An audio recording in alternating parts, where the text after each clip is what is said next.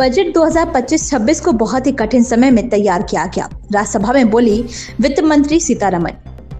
केंद्रीय वित्त मंत्री निर्मला सीतारमण गुरुवार को राज्यसभा में बजट बहस पर जवाब दिया। वित्त मंत्री ने कहा, इस तथ्य को रेखांकित करती हूँ कि ये बजट बहुत कठिन समय में बनाया गया है। चुनौतियों, विशेष रूप से बाहरी चुनौतियां बहुत गंभीर हैं, जिनमें से अधिकांश कभी भी अनुमान या पूर्वानुमान से परे हैं।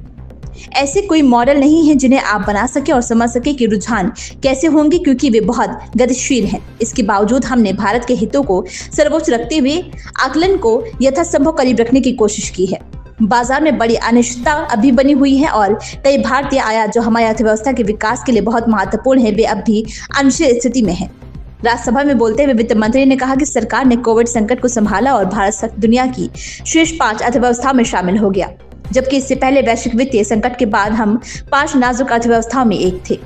वित्त मंत्री ने कहा कि कोविड के बाद के समय में राज्यों को उधार लेने के लिए मजबूर किया गया। न केवल भारतीय राज्यों को, अन्य देशों को भी कठिन परिस्थितियों से बाहर निकालने के लिए उधार लेना पड़ा।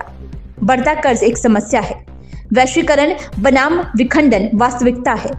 राजकोषीय विवेक बनाम बढ़ता कर्ज वास्तविकता है और हर कोई मुक्त बाजार की स्थिति चाहता है, लेकिन आपके पास आक्रामक टैरिफ बाधाएं और गैर टैरिफ बाधाएं हैं। इसलिए आप एक ऐसी दुनिया का सामना कर रहे हैं जहां बाजारों को मुक्त रखने के लिए मामले में बहुत सारी बातें होती हैं। कोई भी देश अपने हित के लिए मुक्त बाजार नहीं चाहता।